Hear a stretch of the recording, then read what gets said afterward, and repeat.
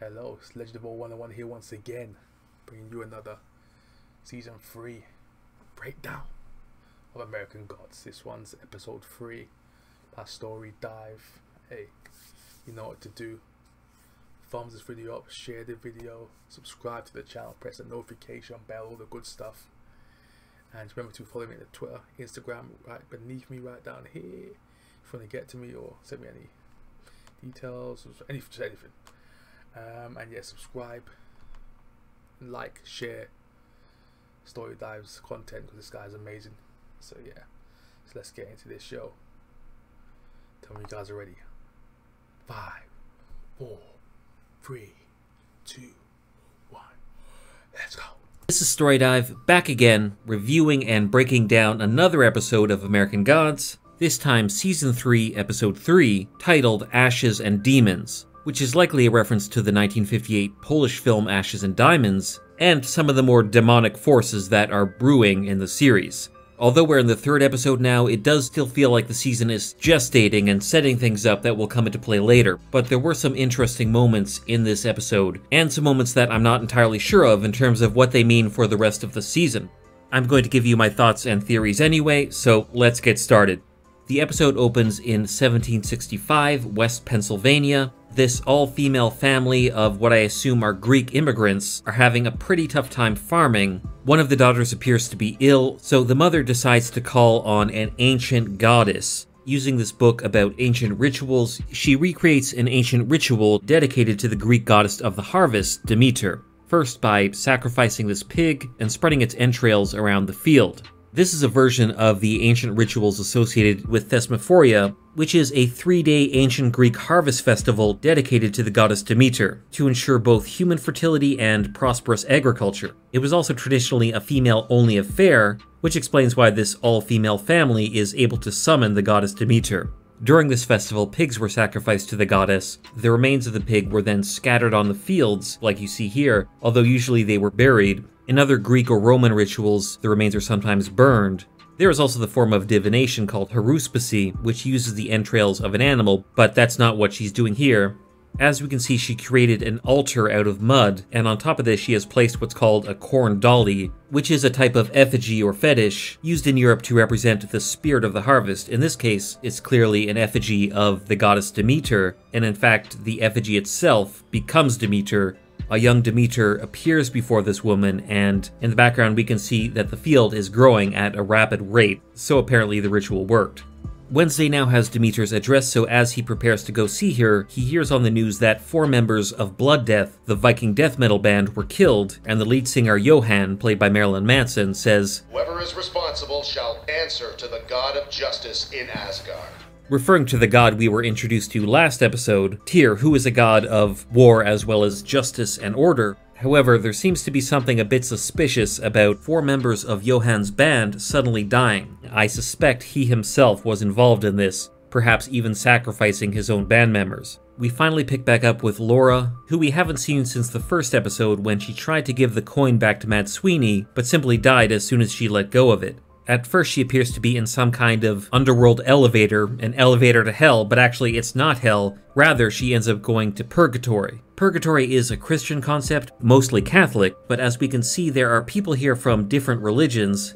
As we can see, this guy is clearly a Buddhist, so perhaps in his mind he's in the comparable Buddhist realm, perhaps one of the realms in Samsara, and all these other people that appear to be from different religions are perhaps there in their own religion's version of purgatory or the comparable concept. We can also see that some people are wearing period clothes, so it appears time has kind of collapsed in on itself, and in fact there's a big clock in this room that has no hand. There is no beginning or end, it's a timeless realm.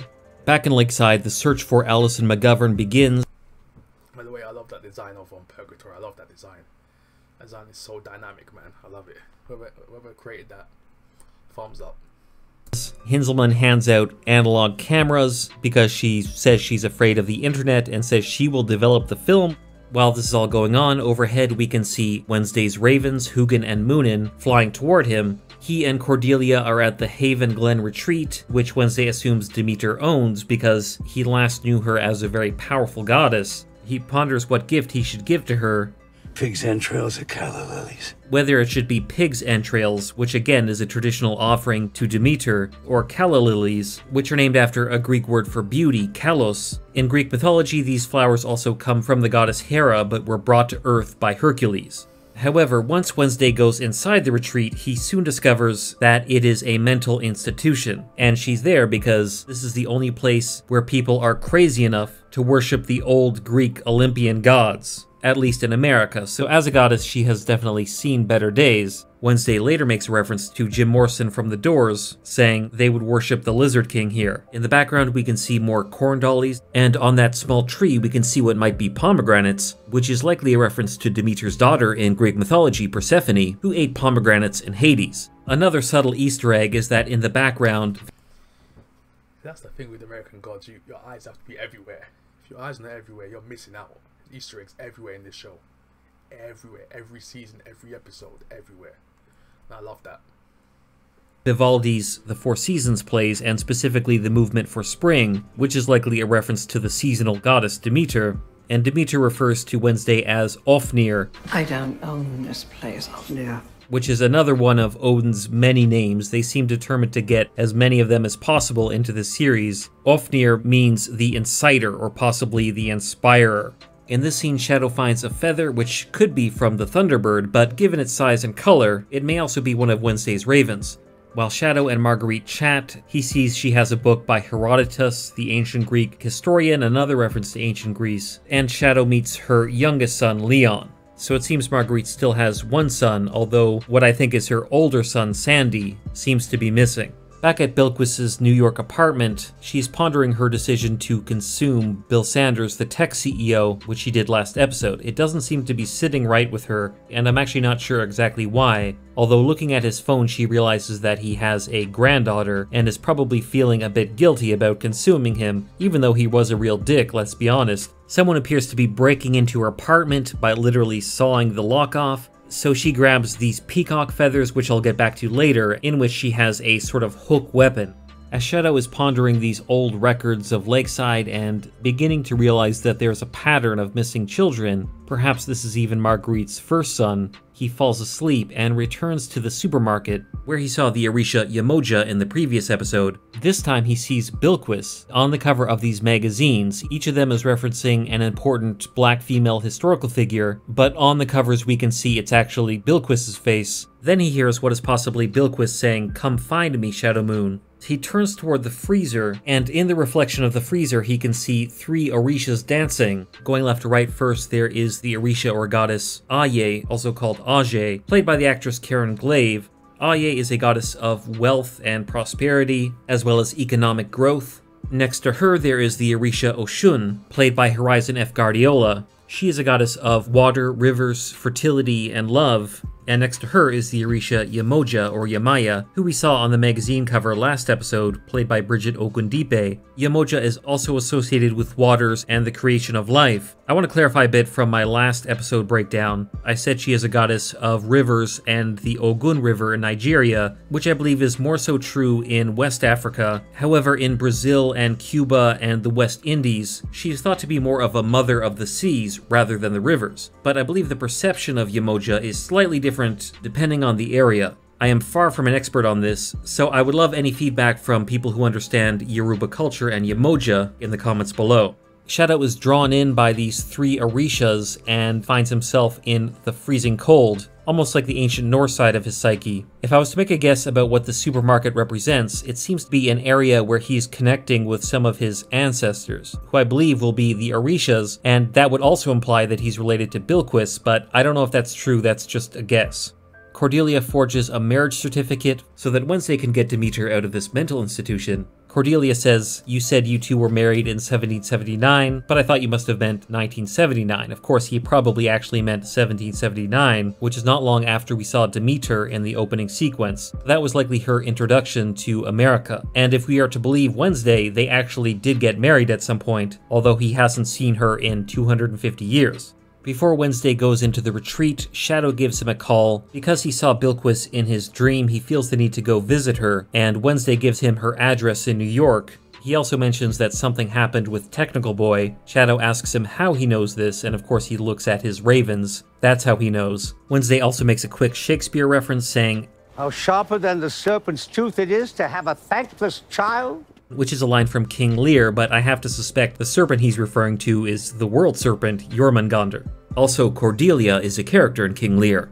Wednesday is able to convince Demeter's conservator that he is her husband and should have the right to remove her from the retreat, but that's easier said than done. Demeter seems to like it there to some extent, but she says if Wednesday is honest with her, she'll go with him.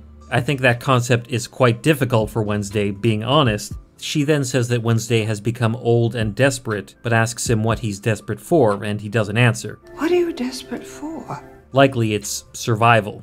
In this scene, it seems Shadow attempts to use his demigod powers to find out the truth about Altum McGovern, but it doesn't seem to work. As he leaves, the headline changes to Bloody Scarf Found in Woods.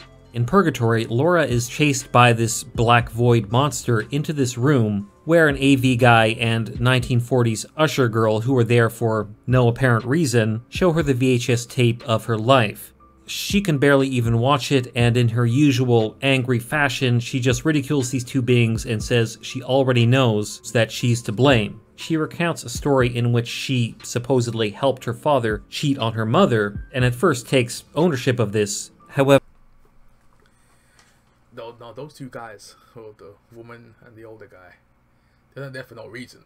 They're literally there to recount her life, to make her know her true self. That's why they're there. They are her, in a way, as she said before, auditors. That's what they are. However, when they watch the tape again from a more objective perspective, she realizes that actually she isn't to blame at all. She didn't help her dad cheat on her mother. He did that all on his own, and she was simply a child dragged down by the horrible behavior of her parent. So in a sense, she begins to forgive herself. This is in keeping with the concept of purgatory, which in Christianity is thought of as a state after death in which the soul goes through expiatory purification before it can move on to heaven. So perhaps that is the process Laura is going through here. We'll have to see where she ends up in the coming episodes. Finally arriving in New York, Shadow goes to see Bilquis, and outside in the hallway, on the wallpaper, he sees the symbol of the peacock, which is interesting. In the previous episode, when he saw the peacock in the forest, I assumed it was the Orisha Oshun because she is symbolized by the peacock, but now it seems the peacock is also associated with Bilquis.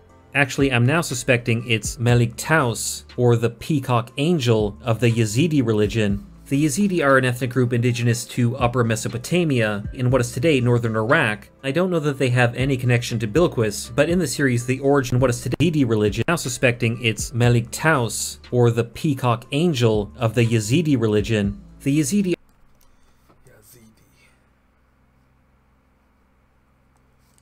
are an ethnic group indigenous to Upper I'm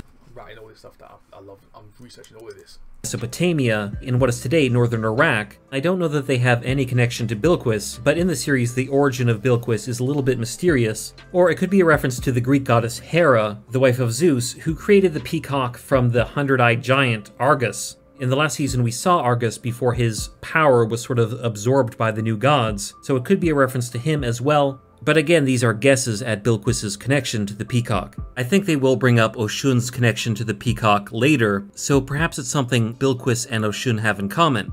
Shadow sees a lot of blood on the floor of that apartment, but Bilquis is nowhere to be found. Technical Boy is still there, however, and it seems he's really shaken up.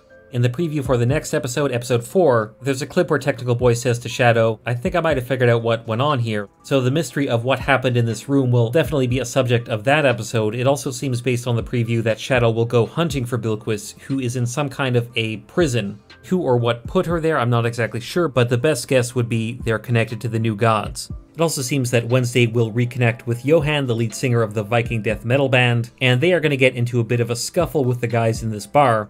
If it turns out Johan is an ancient Viking berserker, this should be a pretty interesting scene. Those are all the Easter eggs and references I noticed in this episode of American Gods, but I would love to know what you thought in the comments below. Did you notice a detail that I didn't, or did I get something wrong? Please let me know in the comments below, as well as what you thought of this episode and where you think it's leading in the coming episodes of this season. If you enjoyed this video, give it a like, subscribe to the channel. Like and subscribe, guys. Like and subscribe. Yeah. Whew, very interesting episode, man. Bill Quist, that storyline is it's intriguing me right now. She felt, I don't know, when she absorbed the guy Bill Quist, she felt a sadness because she knows what she done wasn't right. Because in terms of, this guy had a loving family, but at the same time, he's, I don't know, unless he wasn't truly bad, or let's say, almost like she had regret. I don't know. I think she's starting to feel regret nowadays, so her abilities are kind of waning in a way. That's what I got from it, anyways. But I know you guys speak in the comment section down below. Tell me what you think about this episode. And Techno Boy and Shadow Moon are back together. Yeah. It's going down. But anyways, as I said before, thumbs the video up, share the video, subscribe to the channel, become part of Legacy, become part of the movement. Press the notification bell, and yes, put them comments in the comment section down below. I know what you guys are thinking about this show right now. American Gods fans, stand up. Okay, so wherever you are there or not, stay safe out here in these streets. This is Legend of War 101 signing out. Peace.